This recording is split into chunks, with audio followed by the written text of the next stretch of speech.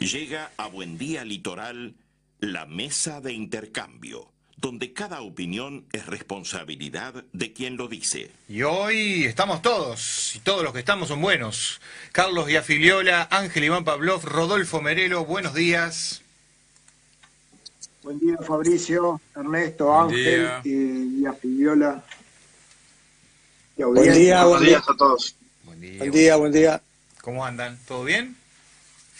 Todo bien. Lindo. Bueno, me alegro. ¿Por qué lugares andan? A ver, porque Carlos sabemos que es nuestro corresponsal en la capital. Después Ángel, no sé si está en actividad hoy. Pero Anda. hoy no estoy en la capital, ¿eh? ¿Hoy no? Hoy- ¡Upalala! ¿Dónde No, anda? no, ando por Atlántida. Ah, bien, Costa de Oro. Bueno, precioso lugar. Sí, Bueno, bien, sí, bien. la verdad que sí. Yo para tener un informe del clima en cada lugar, porque ya que los tenemos medios distantes, saber cómo está el tiempo por ahí, porque acá empezó la mañana medio fresca. Acá Sí, acá está también estuvo lindo. sol, hay nubes, pero está lindo, pinta que va a estar lindo. Va a estar lindo, va a estar lindo. Mañana parece que baja un poco la temperatura y el sol como que se esconde un poquito, pero estamos bien para la época, estamos en otoño. ¿Y qué época que estamos viviendo con respecto al tema de hoy? Esta ley de corresponsabilidad en la crianza, o llamada también la ley de tenencia compartida, en donde, bueno, este proyecto viene de hace rato, porque en septiembre del 2020 la Comisión de Constitución y Legislación de la Cámara de Senadores ha estado analizando reformas al régimen de tenencia de niños, niñas y adolescentes. La decisión parlamentaria tuvo origen en dos proyectos de ley tendientes a modificar los artículos 34, 35, 38, 39 y 40 del Código de la Niñez y la Adolescencia. Y estaba en ese momento, bueno, por un lado el proyecto de ley presentado por las señoras senadoras Carmen Aciaín y Graciela Bianchi y el senador Sergio Abreu, denominado Corresponsabilidad en la Crianza. Y por otro lado el proyecto de ley presentado por Guillermo Domenech, Raúl Lozano y Guido Manini Ríos de Tenencia Compartida Responsable, que termina después conjugándose en este proyecto que el año pasado tuvo una presencia interesante en los ámbitos de informativos. Este año vuelve a tomar fuerza, pero con la suspensión del tratamiento de este proyecto en la Cámara. La postergación de ese tratamiento que se realizaría finalmente en esta semana, ¿no? ¿Qué visión tienen sobre el proyecto en sí y estas idas y vueltas con respecto a este tema? Carlos. Arranco. Arranque, Carlos. Bueno, en primer lugar, digamos, tal cual vos hacías esa reseña previa, que este es un tema que viene de hace mucho tiempo atrás, que lo que viene es a poner, yo diría, más justicia y claridad sobre un tema muy delicado. A ver, un poco para poner a la audiencia también a tono respecto al tema.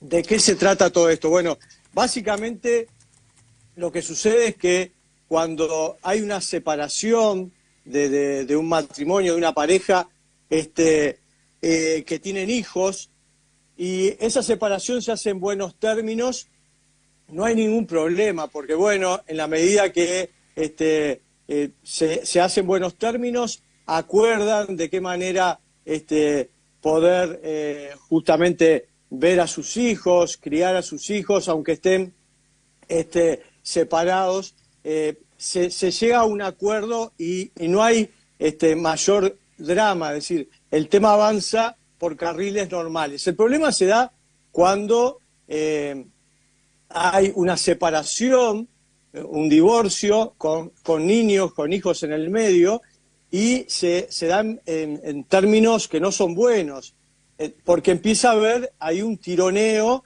por la propia rivalidad o tensión que hay en la expareja, se empieza a dar un tironeo que afecta obviamente a los niños, a sus hijos. Entonces, este tema, que ya obviamente no es de ahora, que es un tema que viene desde hace mucho tiempo, donde se producían algunas injusticias respecto a cuánto tiempo estaba el hijo con uno o con otro, etcétera, se le agregó un elemento más que fue en el 2017, que fue la votada ley de violencia de género. ¿Por qué? Bueno, porque esta ley de violencia de género, la 19.580, lo que hace es, bueno, alinearse en primer lugar a lo que está sucediendo hoy en el mundo, el avance de nuevas miradas, nuevas ideologías, de lo llamada también perspectiva de género, y le da a la mujer de alguna manera derechos por sobre el hombre. Es decir, por ejemplo, por decir algo, alcanza con que una mujer haga una denuncia respecto a su pareja, aún sin presentar pruebas, pero alcanza con que presente una denuncia como para que ya el hombre, que además en este caso estamos hablando de padre, queda en una situación complicada. Es decir, acá se revirtió un poco lo histórico, ¿no? Que toda persona es inocente hasta que se demuestre lo contrario. Acá es al revés. Parecería que con toda esta mirada de género y sobre todo parado sobre esta ley de violencia de género, todo hombre es culpable hasta que se demuestre lo contrario. Entonces, bueno, esto vino a complicar más aún esta situación, porque desde que se aprobó esa ley, lo que ha sucedido es situaciones que se repiten y son, a lo largo de los años, son cientos de situaciones donde, porque hubo una denuncia de una mujer hacia el hombre, hacia su expareja, dejan a ese hombre, a ese padre, sin la posibilidad de ver a sus hijos durante muchísimo tiempo. Se entra en un cauce judicial que hace que el papá no pueda, por distintas medidas que se toman, no pueda acercarse a los hijos. Muchas denuncias que han sido, además, muchas de ellas falsas, ¿no? Pero bueno, alcanza con que la mujer, la expareja, diga que sufrió una agresión física, verbal, etcétera, como para que ya se dispare este mecanismo que priva a los padres de ver a sus hijos, pero también al resto de la familia paterna. Es decir, estamos hablando de que hay hoy, repito, cientos de testimonios. Yo en estos años he tenido encuentros con padres que la verdad, y obviamente los abuelos, tíos, que vienen pasando muy mal, sufrimientos muy grandes por no poder ver a sus hijos, por no poder ver a sus nietos. Entonces, lo que viene a ser esta ley, lo estoy definiendo a grosso modo y después ampliaremos, lo que viene a ser esta ley es acomodar esta situación, por eso se llama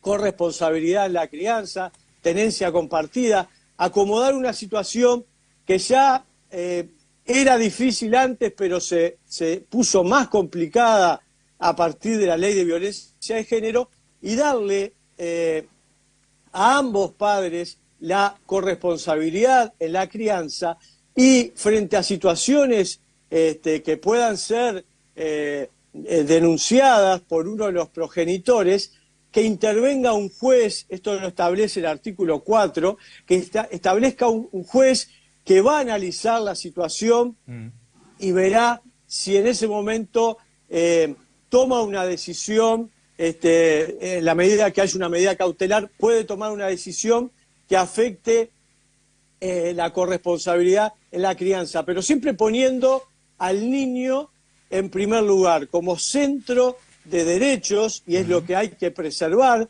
porque a veces lo que parecía es que era una cuestión del derecho de la mujer, el derecho de la madre, por sobre no solamente el derecho del padre, sino también por sobre el derecho del niño. Es decir, a partir claro, pero está lo llamado de interés superior del niño, ¿no? Que se supone totalmente está por encima de toda norma que tienda a regular esto.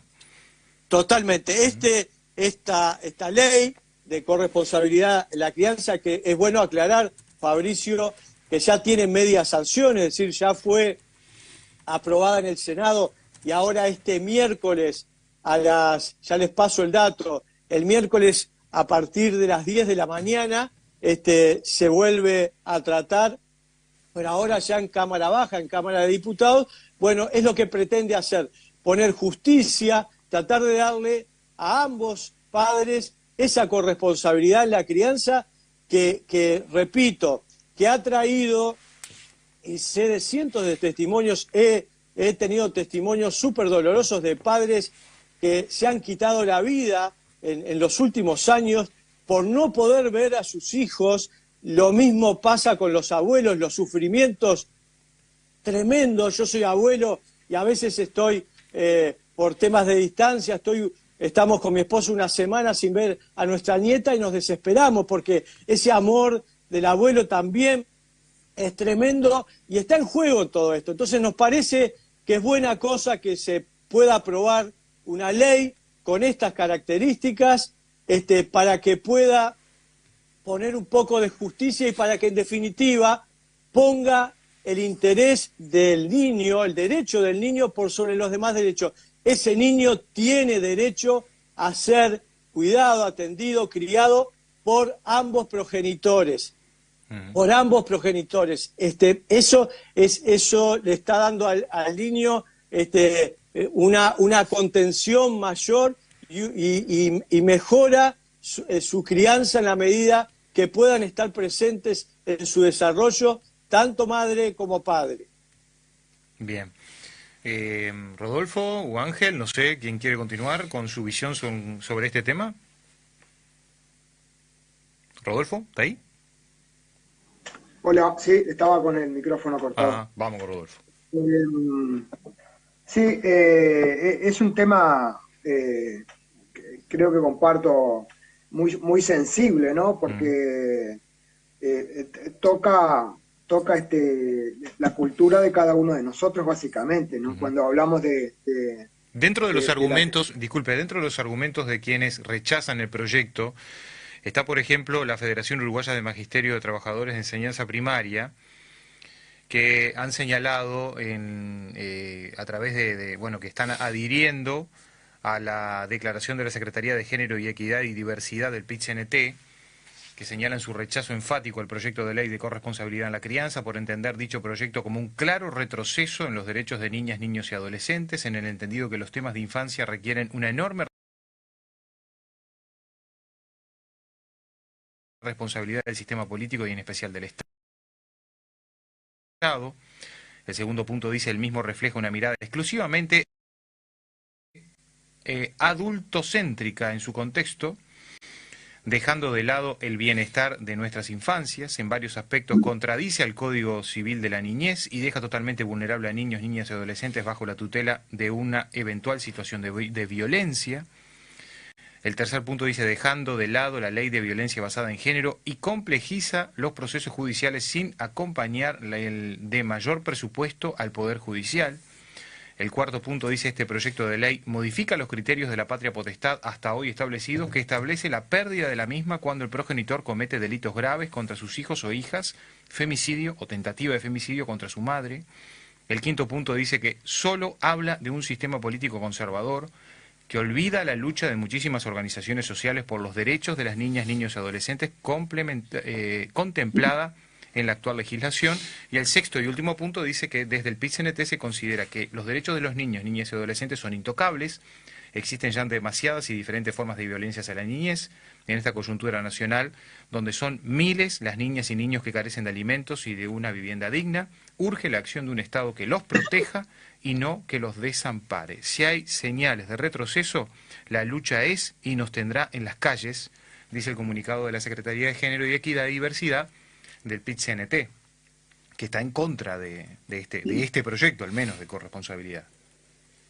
Sí, no solo el PIT-CNT a través de su comisión está en contra, sino innumerables organizaciones, entre ellos justamente UNICEF Uruguay, ¿no? Que envió al Parlamento un texto con una preocupación basada justamente en algunos artículos de este proyecto. Sí. Y atendiendo específicamente a lo que decía Fabricio, quiero leerles textual una expresión de UNICEF Uruguay, ¿no? Dice: el interés superior del niño. Por eso es increíble cómo de un mismo tema creemos que el objetivo es de un texto es el mismo, y cuando en realidad pareciera que es muy diferente, ¿no? Que el interés superior del niño no está justamente contemplado en este proyecto, ¿no? Acá dice: el interés superior del niño debe prevalecer siempre y sin condicionantes a otros principios relacionados a los derechos de los adultos. Sí. El artículo 3 de este proyecto, ¿no? Pese a ello, el proyecto equipara la aplicación del principio del interés superior del niño al principio de corresponsabilidad en la crianza y la tenencia, ¿no? Justamente, si bien se dice que se toma el interés superior del niño, se basa en un principio de corresponsabilidad en la crianza. Eso quiere decir que el eje para discutir el interés del niño es que haya corresponsabilidad en la crianza, ¿no? Que haya igualdad cuando uno cree que no básicamente está en que los padres, uno y otro, puedan contemplar el mismo tiempo con el niño, cuando justamente a veces el interés superior del niño no es básicamente que esté más con uno que con el otro, o con los dos por igual, perdón, al revés. A veces el interés prevaleciendo, que debe prevalecer, es justamente que esté más con uno que con el otro, ¿no? El artículo 3 del proyecto de ley modifica el artículo 35, que dice que el juez resolverá atendiendo a las circunstancias del caso y siempre considerando el interés superior del niño o del adolescente, y en base a ello fijará el régimen de tenencia teniendo presente el principio de corresponsabilidad. Eso es lo que dice el proyecto. Una vez evaluados los siguientes parámetros, ¿no? Lo que nosotros tenemos que tener presente que a veces no siempre significa que debe tener esa tenencia alternada que con este proyecto se pretende establecer, ¿no? Y yo puedo entender esas situaciones particulares que decía Iafiliola, pero puedo contar decenas, no cientos, porque tampoco conozco cientos, ¿no? Decenas de casos donde justamente pasa exactamente lo contrario, ¿no? Es cierto que esto, con el tema de la violencia de género, con la sola denuncia de la persona, ¿no? Separa. También es cierto que hay muchísimas normas que contemplan que se puedan modificar y que sí el padre en este caso, ¿no? Porque es verdad, tenemos que reconocer, la mayoría de los casos de violencia de género es el hombre hacia la mujer, la inmensa mayoría, ¿no? Y hay muchísimos casos que antes sucedían, siguen sucediendo ahora igual, ¿no? Porque la ley no logra limitar esas cosas, que a pesar de que existe una separación inmediata ante la denuncia de la mujer que acusa de violencia al hombre,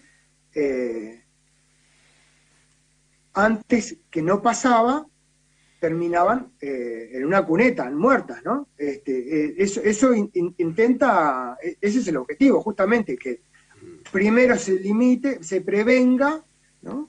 Y después en el proceso se analiza.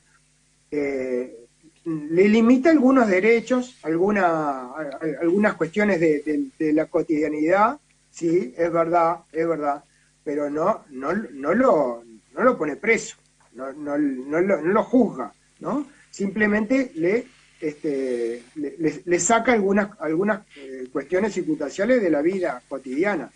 Pero eso no quiere decir que esté limitado en la mayoría de los derechos y obligaciones que tiene como padre. A mí me parece que por ahí pasa el tema, que el interés superior del niño justamente en esto cae ante el interés de los adultos, ¿no? Acá se está contemplando justamente el interés de uno u otro adulto que se ve lesionado ante una situación de separación. Cuando hay acuerdo, no hay ningún problema, es fácil. El artículo 34 igual lo establece muy claramente eso, ¿no? Y cuando hay desacuerdo también lo establece claramente. Por eso alguien dice que esta es una ley innecesaria, que las leyes están y que sí se pueden contemplar perfectamente todas las situaciones, ¿no? El artículo 34 y 35 justamente mencionan eso. El hijo deberá permanecer con el padre o la madre con quien convivió el mayor tiempo siempre que lo favorezca, ¿no? Preferir a la madre cuando el niño sea menor de 2 años, bueno, uno creo que lo entiende casi normal, siempre que no sea perjudicial para él, y bajo su más seria responsabilidad funcional, el juez siempre deberá oír y tener en cuenta la opinión del niño y el adolescente. Esto se ve modificado bajo el principio de corresponsabilidad de la crianza, ¿no? Te escucho, pero atiendo a esto otro, ¿no? Entonces, ¿qué se está superponiendo? El escuchar al niño, el atender la voz del niño ante la corresponsabilidad de la crianza, que es justamente la mirada del adulto que quiere compartir su vida con el niño, ¿no? Y después, bueno, hay que ver también que esto puede generar que bajo esta propuesta de corresponsabilidad, ante una denuncia de la mujer básicamente, porque la inmensa mayoría, como digo, es así, el niño pueda estar viviendo con una persona violenta, una persona que abusa, una persona que tiene actos contrariados con la buena costumbre hacia su madre, en este caso sería, ¿no? U otros hijos, porque también incluye a los hijos, ¿no? Sí, bien. Ángel, ¿qué visión tiene del tema? Bueno, acá cabe hacer una aclaración. Sí. Capaz que está bueno que el Frente Amplio en el Senado, tengo entendido que se opuso a toda la ley. El Partido Nacional viene impulsándola en bloque. Creo que algunas voces hay con alguna duda, y me parece que el Partido Colorado, sobre todo el sector Ciudadanos a nivel nacional, y Posadas, que creo que es del Partido Independiente, son los que están también tienen alguna duda aún con respecto al articulado. Creo que coincido, acá hay un tema, ¿no? Se puede estar de acuerdo con las dos cosas que se han dicho hasta el momento. ¿Y por qué viene esto? Porque radica la dificultad. ¿Usted quiere quedar bien con los dos? ¿No se quiere pelear con nadie? No. Esto viene por acá y se va a entender enseguida. A ver. Cuando alguien mata a alguien,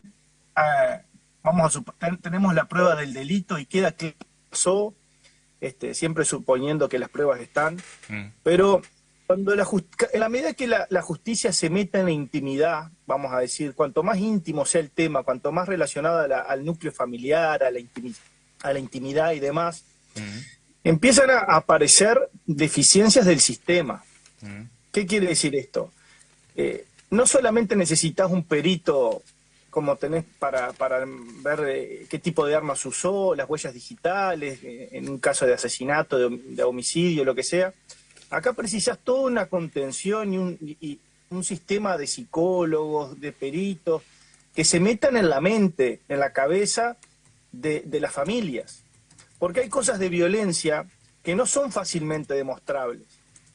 Nos estamos metiendo en temas muy complicados de probar, y eso siempre fue históricamente el problema que tuvieron las mujeres cuando acusaban a sus parejas de que eran violentos con ellas, y en las comisarías o la propia sociedad a veces le decía, bueno, pero ¿qué prueba tenés?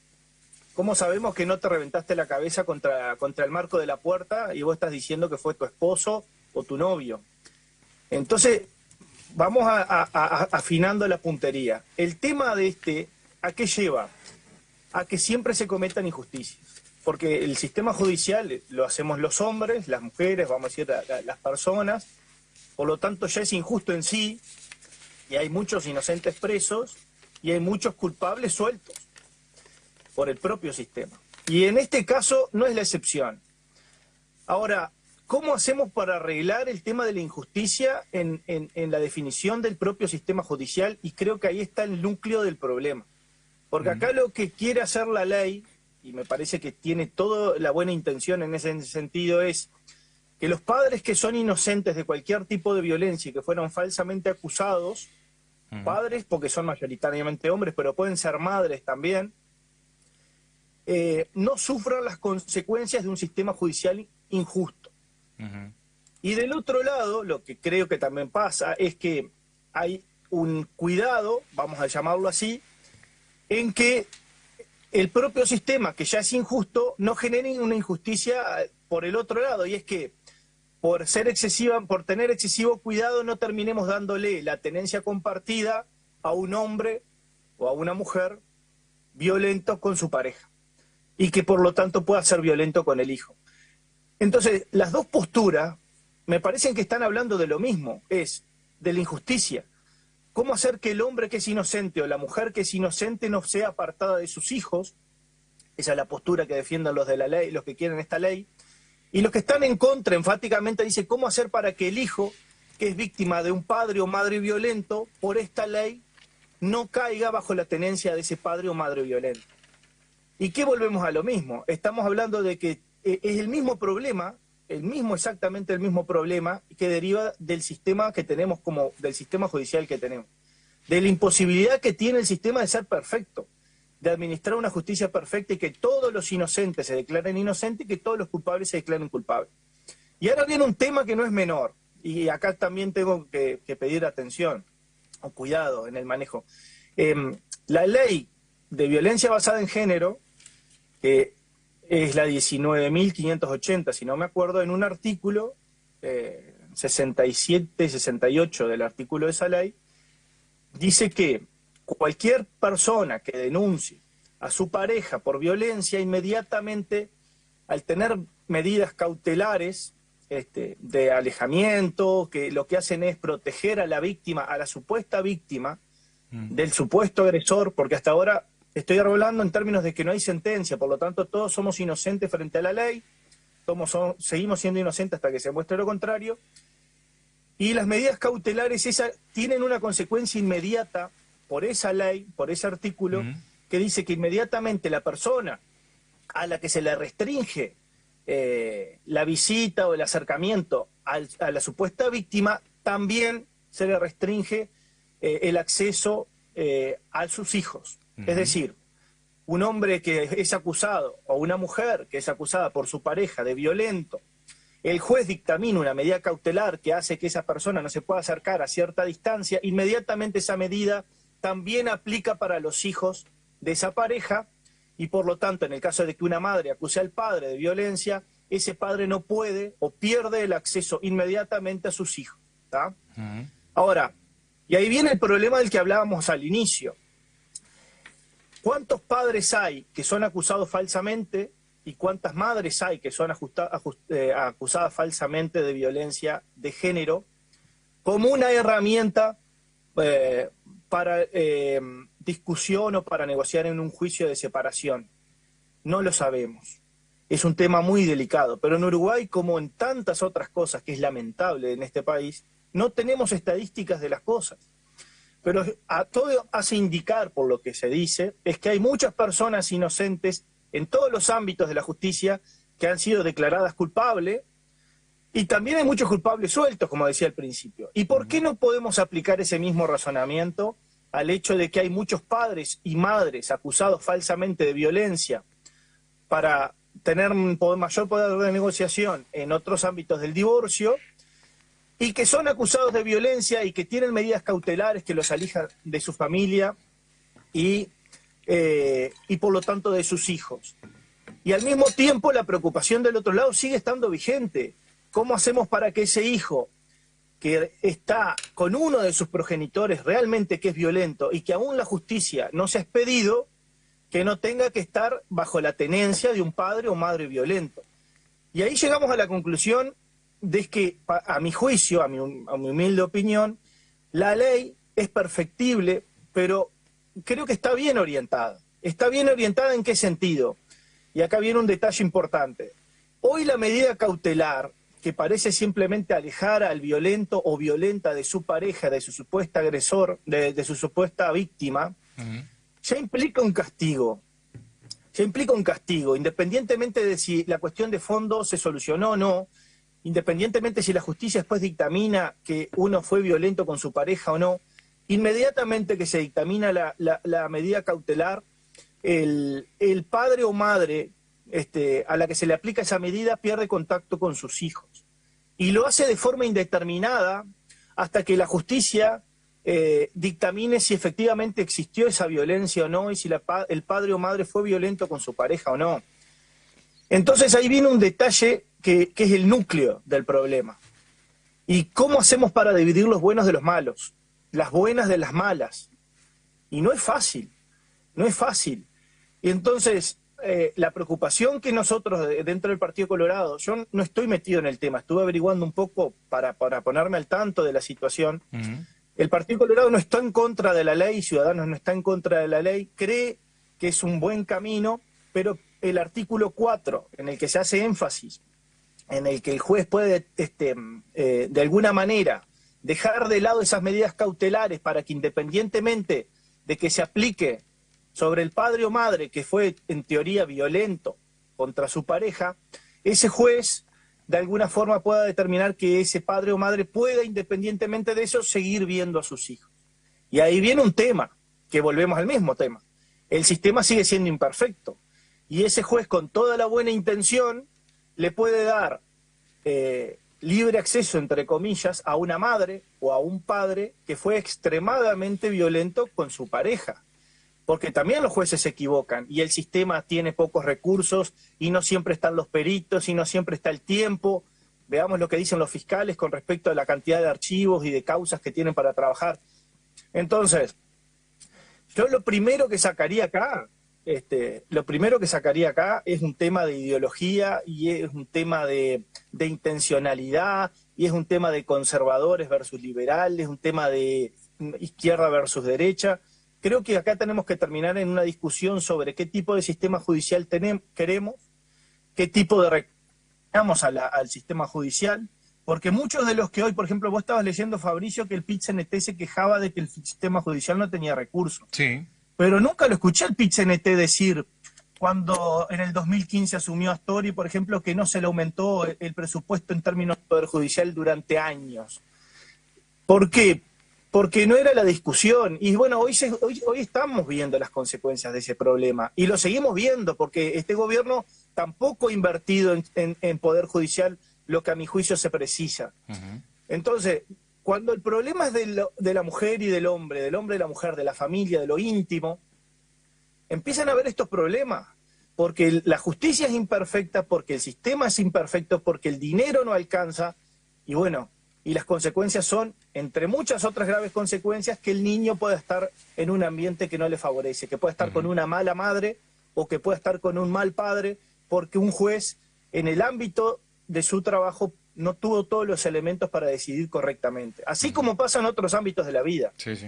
Ahora, lo que uno entiende está pasando es que realmente se quiere tratar de eliminar la injusticia que parece ser de que varios padres que fueron acusados falsamente de violentos no pueden ver a sus hijos. Y me parece una buena situación que se trate de encontrar un punto medio en la justicia. ¿Este es el camino? Quizás sí. ¿Es perfectible? Parece que sí. De hecho, algunos diputados, no solamente colorados, están pidiendo rever específicamente el artículo 4 y algunos lo que están diciendo es, en vez de meter en esta ley la solución al problema que deriva básicamente de las medidas cautelares que están en el artículo 67 de la ley 19.580 de la violencia basada en género, ¿por qué no se modifica justamente la ley de violencia basada en género y se trata de atenuar las consecuencias de las medidas cautelares? Bueno, esa es la discusión que hay ahora. No hay una discusión de quién es más bueno, quién quiere ver más mujeres muertas, quién quiere ver más niños huérfanos. No, la discusión es, a mí me parece que realmente la discusión de fondo es cómo se administra la justicia. ¿Cómo se administra la justicia? Y ahí está el problema. A veces la discusión pasa por un tema ideológico y de partido y nos olvidamos del sistema, de lo imperfecto que es el sistema. Y le queremos hacer... hablamos de las leyes y de los sistemas como si fuesen perfectos y no lo son. Y para que eso se logre necesitamos recursos y no se habla de recursos. Y bueno, y en eso estamos. Bien, queremos hacer llegar un saludo, dice acá, buenos días para la audiencia del Litoral, para los comunicadores y dando la bienvenida a la mesa de intercambio. Los saludo y felicito por el gran tema elegido para hoy. Agradezco que se trate previo a su estadio en la Cámara de Diputados este próximo miércoles 19. Buena jornada. Andrea Peluso, edil departamental de Florida, que está prendida, como siempre, a la sintonía de la radio y particularmente a esta mesa de intercambio de lunes, que sigue ahora en un ratito nomás, después de esta pequeñísima pausa. Bien, señores, seguimos con la segunda parte. ¿Están allí todavía? Sí, seguimos en esta mesa de intercambio con la ley de corresponsabilidad en la crianza, que este miércoles estará en el plenario poniéndose a consideración luego de una suspensión, una postergación de su tratamiento en la semana pasada. Ahora, justamente estábamos hablando fuera de micrófono, cómo a veces pone en el tapete un tema que algunos dicen tiene que ver y otros dicen no tiene que ver porque es un tema aparte, pero en este caso se mezclan, y es el pagar justos por pecadores, ¿no? ¿Cuántas veces nos hemos cruzado con situaciones de padres que son denunciados por su pareja? La ley favorece la denuncia de la mujer, o sea, toma mucho más en cuenta la denuncia de la mujer frente, de repente, a un caso similar en donde el hombre sea el afectado, y después termina determinándose que ninguno de esos hechos fueron ciertos, pero el hombre padeció durante todo ese tiempo, la separación, en este caso, y por el tema central que estamos tratando, de sus hijos, principalmente. Es bastante fino el hilo ahí, ¿no? Porque, bueno, Merelo decía justamente que bueno, la mayoría de las denuncias parten de la mujer hacia el hombre como el golpeador o el maltratador. Ahora, ¿cuántas veces hay denuncias que son o un despecho o una intención de, pero en definitiva cuando se va a los hechos no existió? Sí, aquí parece que, por lo que acabamos de escuchar, hay tres posiciones. La de defender a rajatabla la posibilidad de que los padres puedan ver a sus hijos, la de los que defienden que sus padres, que si hay una denuncia, no importa la condición, el hombre debe ser, el que fue denunciado, hombre o mujer, debe ser excluido, y los que están entre Melambo y Melimbo. Pero la realidad es que hay muchísimos padres que son excluidos de sus hogares ante la sola denuncia de la mujer sin que se pueda probar que la denuncia no es real. Eso está pasando acá y en cualquier lugar del país. Ahora, si por el hecho de ser hombre y ser denunciado ya la mitad de la culpa la tiene encima, estamos ante otro problema. La ley de violencia de género establece que la declaración de la mujer es tomada con prioridad. Estamos ante otro problema. Lo que algunos abogados hablan de que el hombre es culpable por el solo hecho de serlo. Sí. O sea, de ser hombre. Pero que aquello de que se es inocente hasta demostrar lo contrario no es cierto. Y yo quiero recordar algo, o quiero hacer una reflexión. Para los que nos tocó criar a nuestros hijos solos, hace 37 años, eso hoy no sería posible porque somos culpables por el solo hecho de ser hombres. Entonces yo alerto que las posiciones irreductibles ante estos temas no son buenas, habemos de todo y se está cometiendo también injusticias cuando a los padres se los excluye de ver a sus hijos por el solo hecho de que tuvo un problema con su pareja y su pareja lo denunció por violencia sin pruebas. Porque no juzgados ante la denuncia de violencia no se piden pruebas. Se excluye automáticamente. Se hace una orden de alejamiento. Porque ha habido casos, sí. Ha habido casos gravísimos, donde no se actuó a tiempo o no se le dio importancia y han sido gravísimos. Pero no somos todos iguales. No son todos los casos iguales y se están cometiendo injusticias. Hay un grupo de padres que han tenido problemas con sus parejas, que han sido excluidos, que llevan 4 y 5 años sin poder ver a sus hijos. Y hay abuelos que no pueden ver a sus nietos y no tienen nada que ver con lo que pasó. Y cuando a los niños se les niega el derecho de ver a sus abuelos, pierden parte de su historia y pierden parte de su relación afectiva. Sí. Y eso los va a afectar en el futuro, por decisiones que tomaron los adultos. A veces no por el mejor interés del niño, sino por mantener un contencioso con su expareja. Y en definitiva es una forma de ver quién la tiene más larga en otro contexto. La nariz. Buen día, gente del litoral, dice buena semana para ustedes, como siempre escuchándolos, es un tema muy complejo y lamentablemente los niños son los que sufren las consecuencias a lo largo de la vida. Trabajé con niños y el problema, la gran mayoría de las veces, son los adultos. ¿Coinciden con algo de lo que estamos justamente ahora desgranando de toda esta primera participación que tuvieron? Sí, el tema es que, perdón, me metí sin autorización.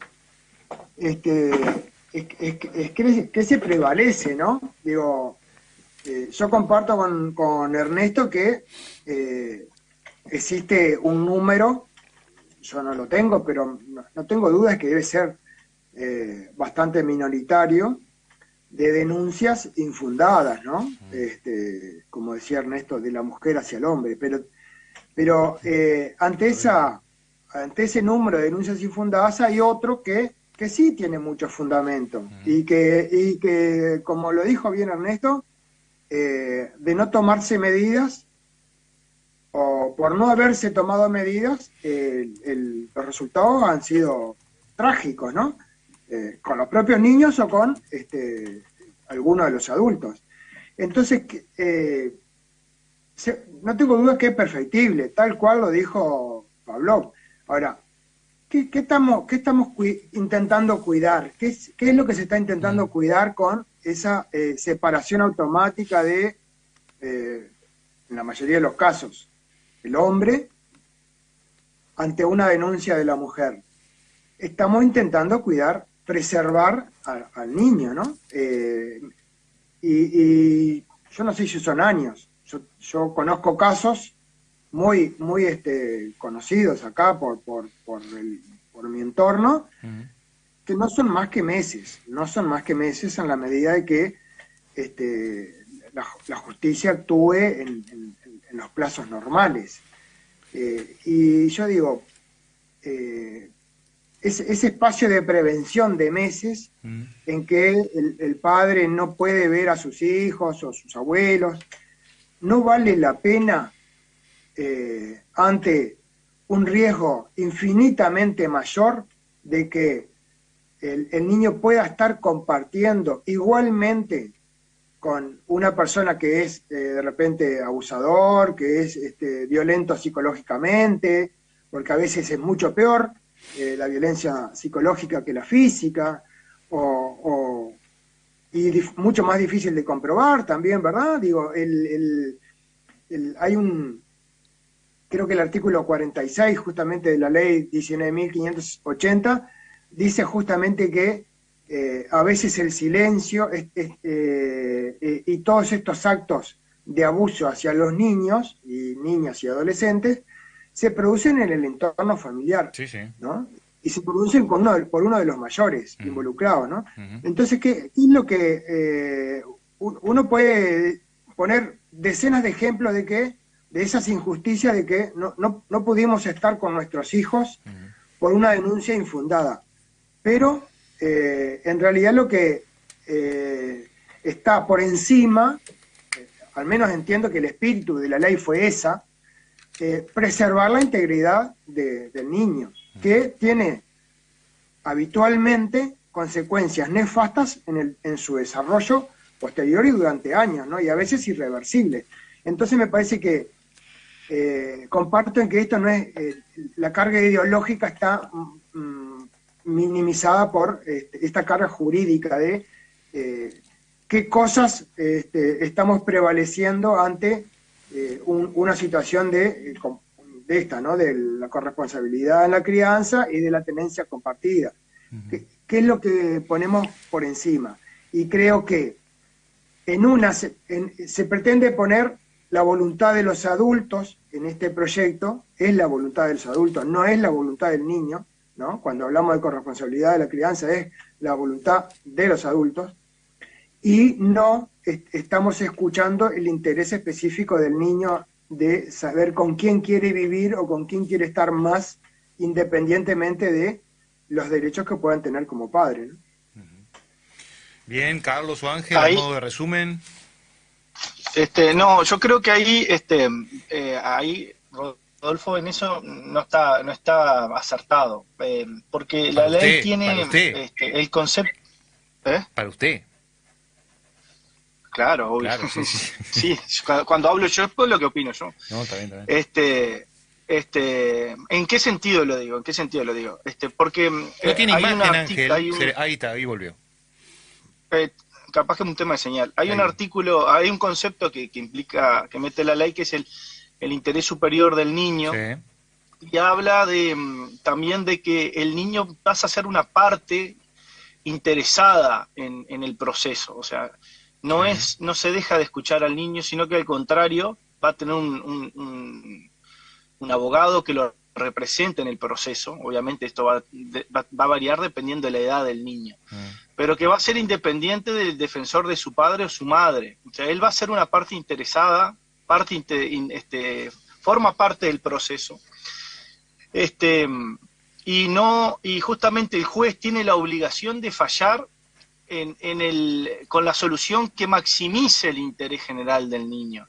O sea, que la solución que sea la mejor solución para ese niño, que puede ser estar con la madre, puede ser estar con el padre, puede ser que no esté con ninguno, porque acá viene el tema que recién decía Ernesto sobre los abuelos y la injusticia que se generan con el sistema.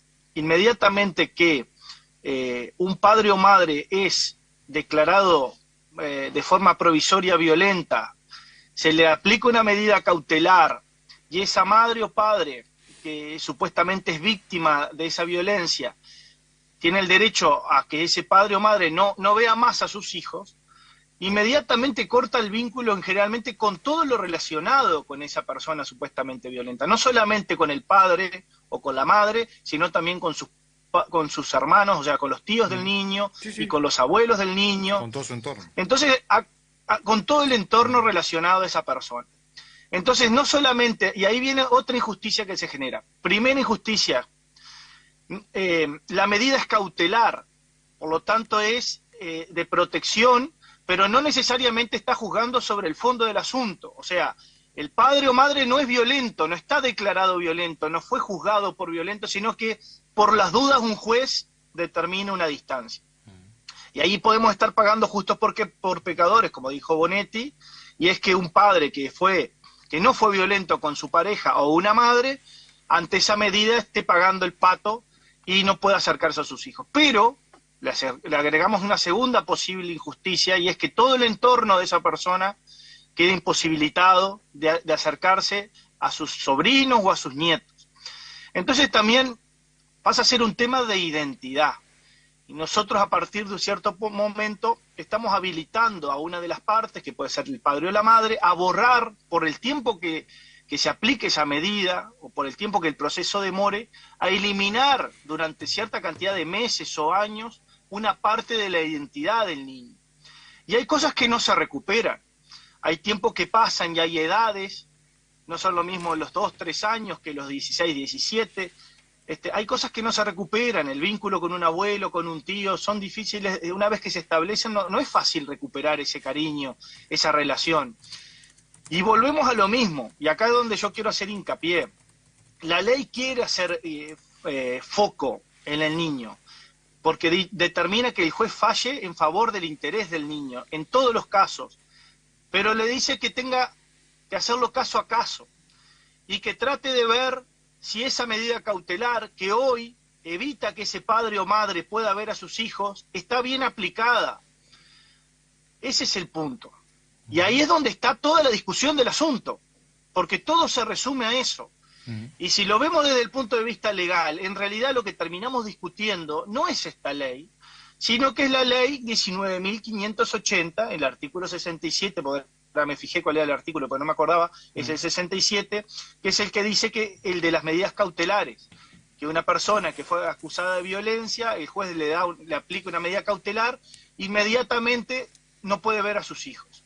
Entonces, como ese es el origen del problema, o uno de los orígenes del problema, esta ley lo que trata de solucionar es ese artículo de la ley de violencia de género. Bien. Ahora, esta es la solución, y yo qué sé, para mí vamos a seguir teniendo injusticia, vamos a seguir teniendo padres violentos sueltos y padres que son inocentes culpables, y vamos a seguir teniendo madres que son malas madres y violentas con sus hijos, y buenas madres capaz que sin sus hijos. Y vamos a seguir teniendo niños en un ámbito que no es el más sano para ellos, con su madre, con su padre, o con una familia que parece que está todo bien y en realidad no está todo bien.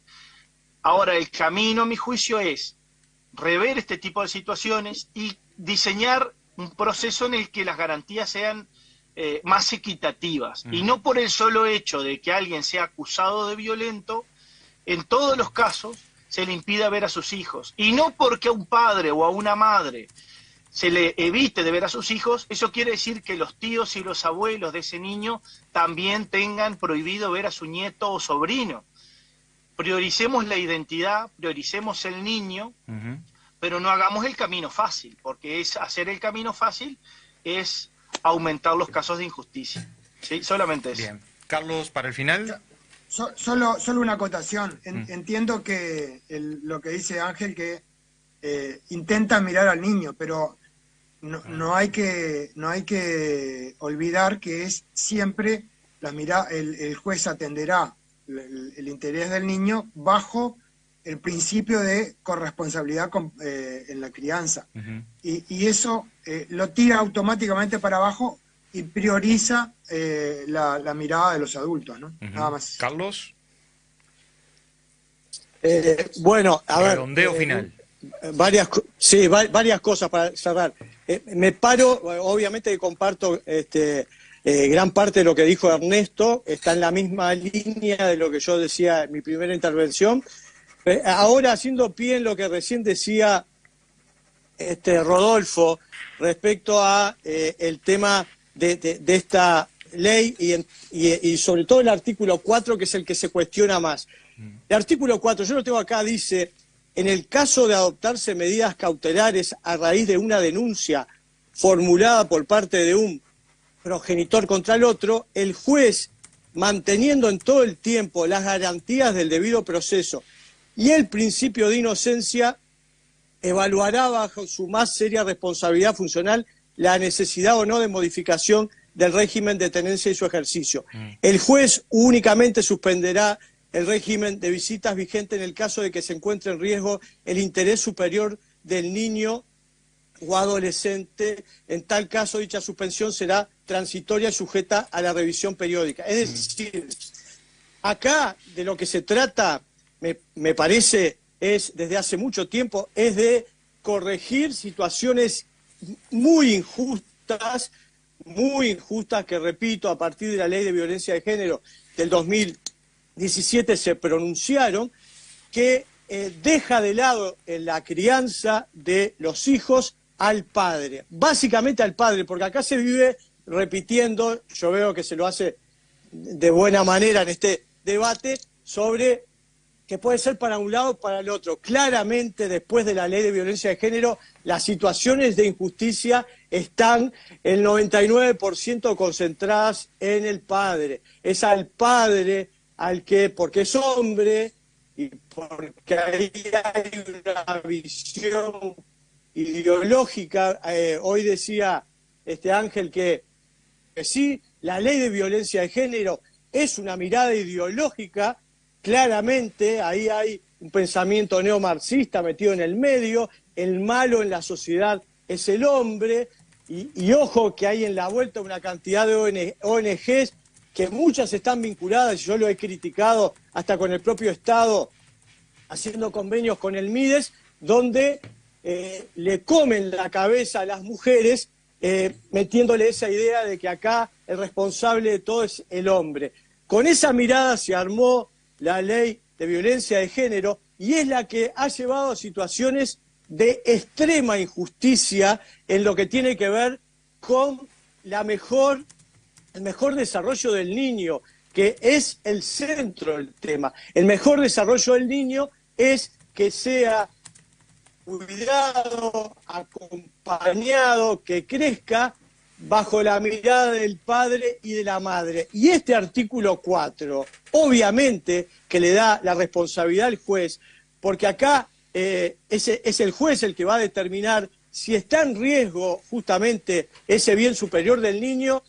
El juez no va a tener en cuenta, obviamente, la corresponsabilidad de la crianza, va a tomar las decisiones que favorezcan al niño. Es decir, ojo con dudar, yo sé que en todos los casos pueden haber situaciones de injusticia, pero ojo con dudar sobre este artículo 4, porque en definitiva es dudar de la justicia, porque se le está poniendo al juez esta potestad. Y cierro con esto.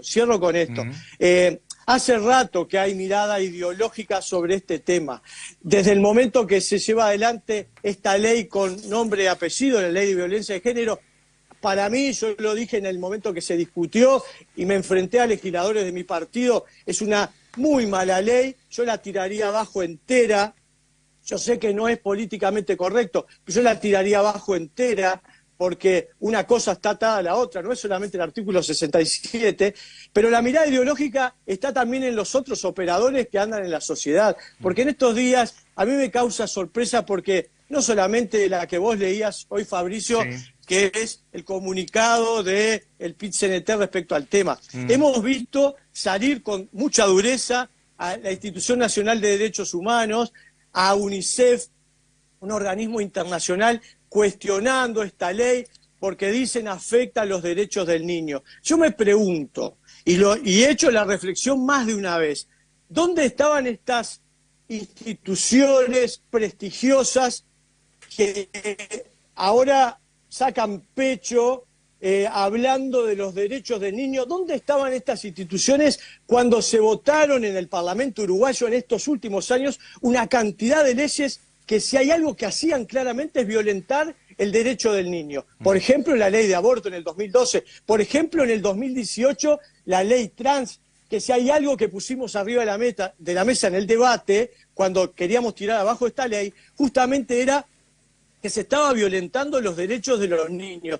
¿Dónde estaban estas instituciones a la hora de defender el derecho superior del niño? No lo defendían, porque acá hay una visión ideológica detrás de muchas de estas instituciones. Y lo digo con total claridad porque se han repetido estas instancias, sobre todo de la Institución Nacional de Derechos Humanos, que es nuestra, se han repetido estas cuestiones de que juzga para un lado con dureza, pero situaciones similares del otro lado las dejan pasar. Entonces, cierro con esto. A mí me parece que esta ley de corresponsabilidad en la crianza o tenencia compartida debe ser aprobada, porque va a empezar a encaminar una cantidad de situaciones de extrema injusticia, sumamente dolorosas, sumamente dolorosas. Repito, a mí cercanamente lo he vivido porque me han compartido, he visto cómo sufren familias,